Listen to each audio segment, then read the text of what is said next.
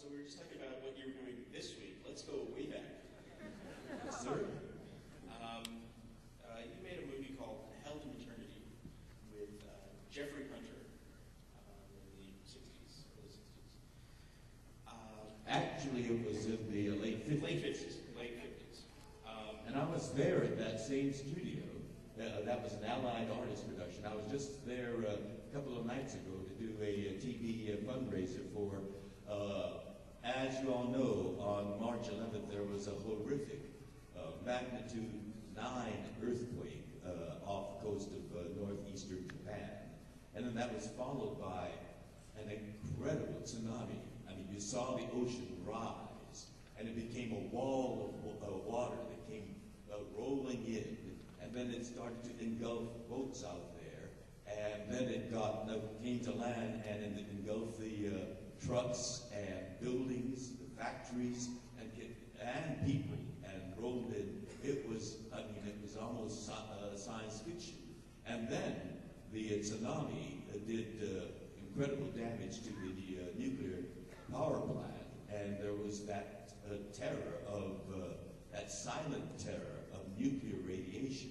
I mean, it was a calamity on top of a catastrophe, upon a disaster. And so I did a PSA urging people to send aid to the people of Japan. It was still winter there in northeastern Japan. It was still snowing, and they had no shelter, no drinkable water.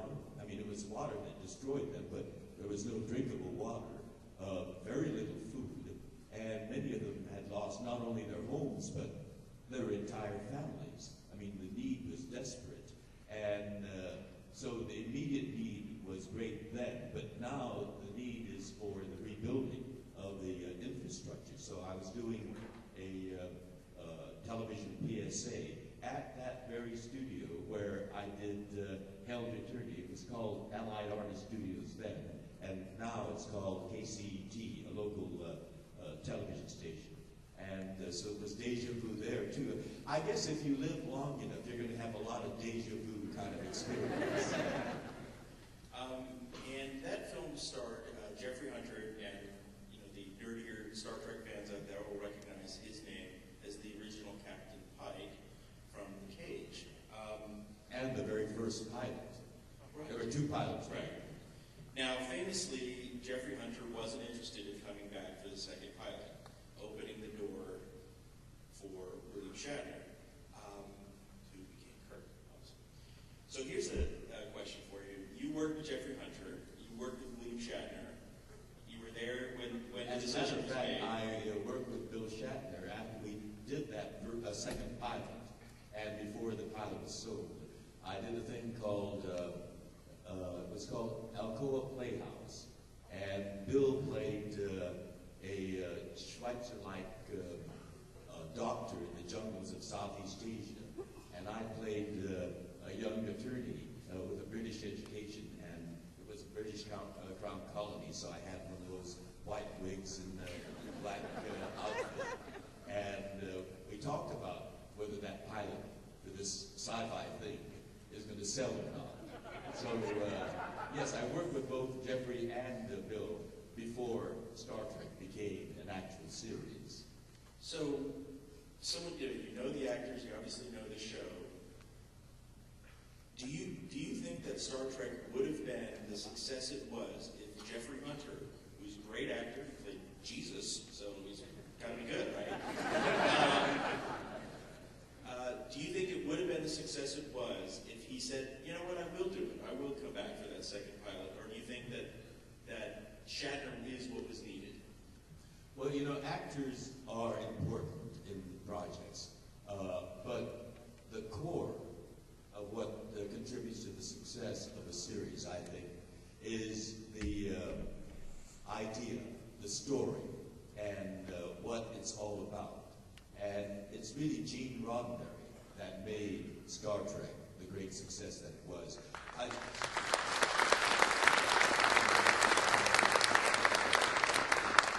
Jeffrey is a wonderful actor and a very good-looking guy, and a nice guy too. And I enjoyed working with him. And Bill is a singular kind of actor, and he has his own quality. And what does that laugh mean? Singular, his own kind of quality. Come on. Well, don't you all agree? He is singular. Thank God there's no other like him. I think we speak the same language. You understand? I'm trying to be, how do I put it? What? Nice. Diplomatic, kind of, tangential, trying to be, yes, you said it, nice. And I think that's such a wonderful part. Any good actor, and I'd like to have seen Jeffrey continue with it, because he would have brought his own quality to it. But what made Star Trek this long-lasting success is that core idea, the vision that Gene Roddenberry had of the human future. Saying that if we have confidence in our problem-solving capabilities and our ability to invent and innovate, then we will be able to boldly go where no one has gone before. And it was that connected with all of you, I think. And that's why you have stayed with us for 45 years. And, at this point now, at 45 years, I'm really looking forward to the golden anniversary. It's only 5 more years. So let's all dance together. 5 years.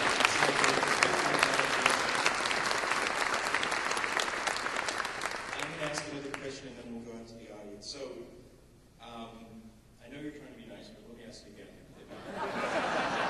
I think the word I was searching for was circumspect. Obviously, you and Bill have had your differences. They've been aired on The Tonight Show and on Conan, and so it's And Howard Stern. certainly. And recently, you're not the only. Obviously, Walter Koenig, your co-star, and others have had voiced issues past. And Walter recently appeared. I don't know if you had a chance to see it. No, I've not. People have told me about it. It was very interesting. Bill Shatner has a show on the Bio Channel called Shatner's Raw Nerve. He's been trying to get me on it, and I have diplomatically been passive. Well, that's really what you should watch the one with Walter. Walter really let him have it, and he talked about scene stealing and all sorts of stuff. And Bill was like, really, you guys? He still doesn't get it. But here's the thing. He apologized. Bill actually says, maybe now's the, so do you think he'll reconsider and have a bury the hatchet session with Bill? Let me tell you something about it. When Brad and I decided to get married, we wanted to be inclusive as possible. Again, the Star Trek philosophy. And yes, Bill and I have a history, but, we didn't really want to bring that kind of tone into our wedding, because a wedding should be a happy, joyous thing.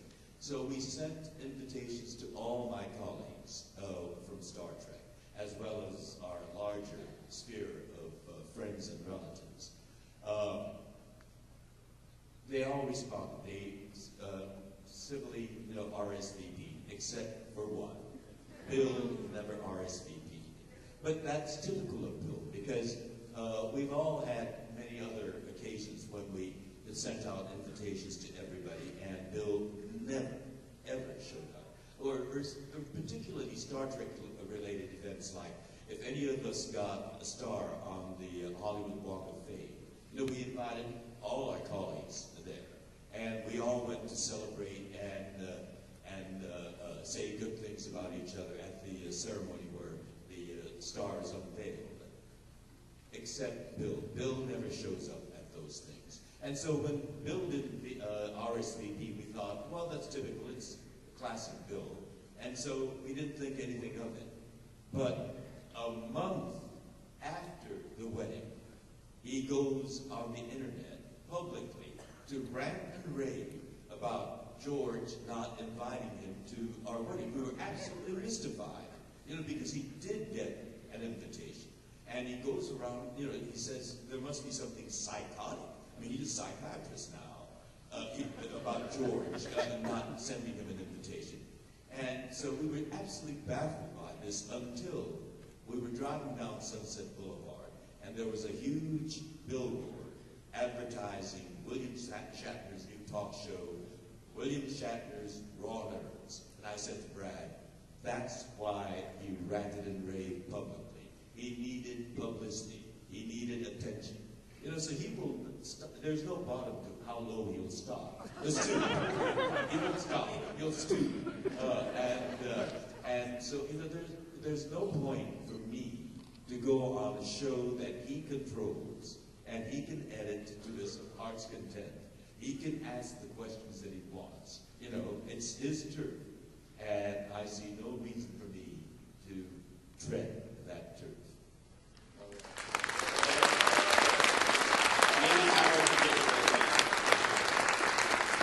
Okay, so let's start taking questions. On that note,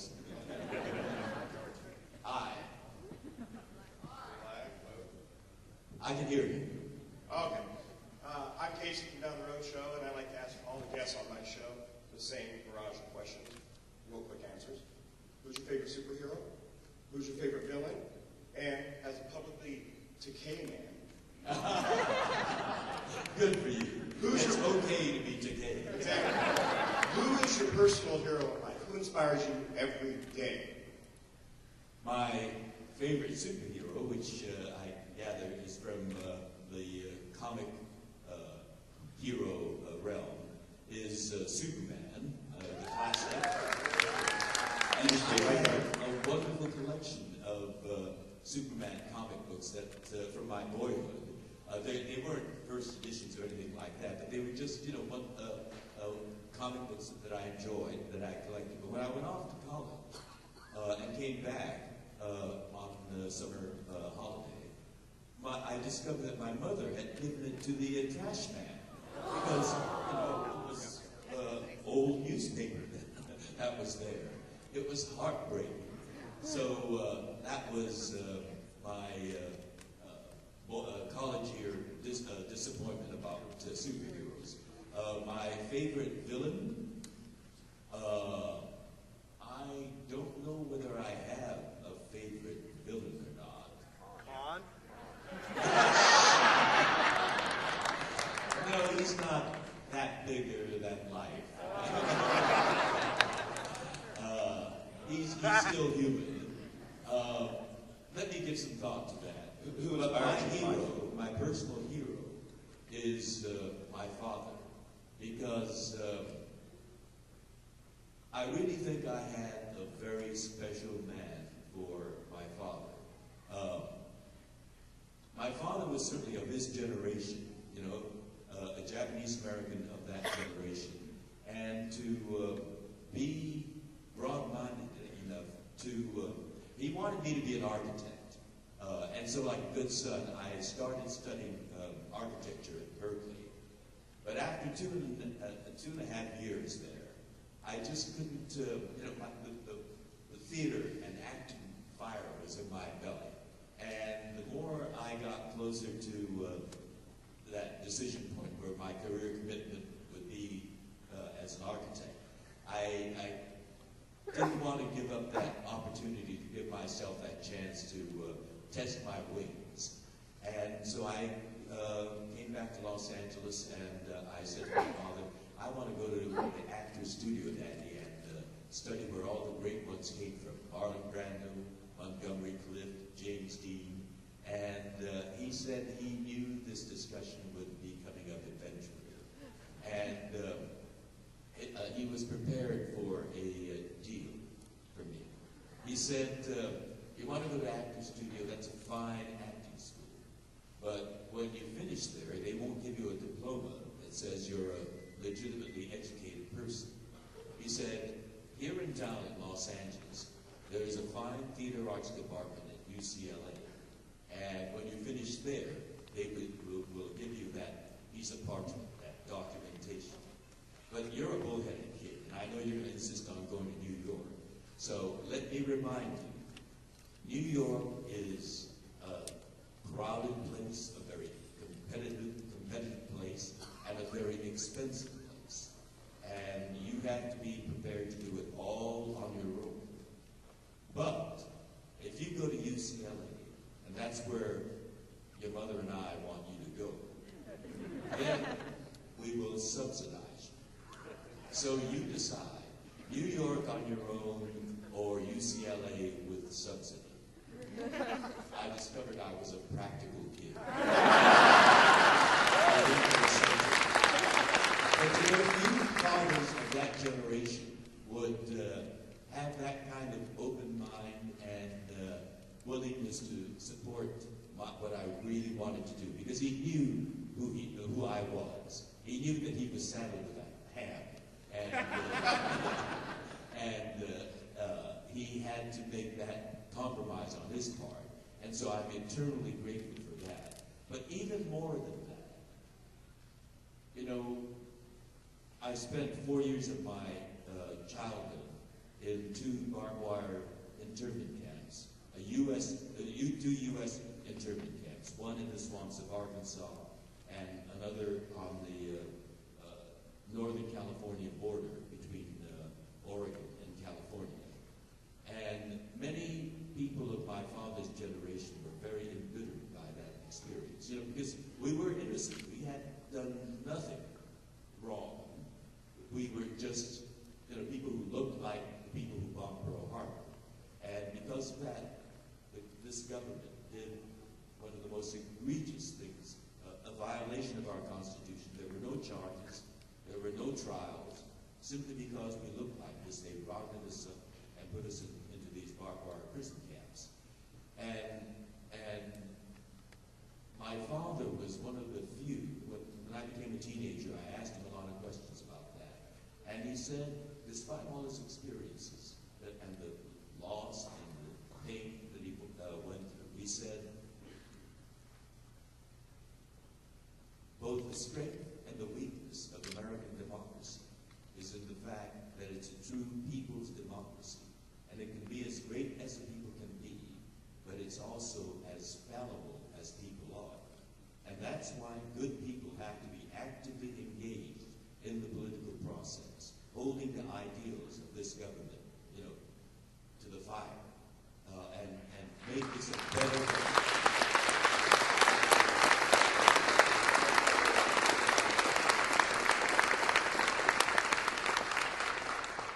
Well, thank you for that on behalf of my father. He was a wonderful man, and in many ways, I think he was a great man. And because of his good guidance, you know, I am active in the political arena as he guided us to be. Both my brother and I, my father encouraged us to be active in student government as well, and we were both student body presidents, and I am still actively engaged in the political arena, in large part because it's a tribute to my father and his belief in American democracy. Thank you. I think we're all happy you guys compromised.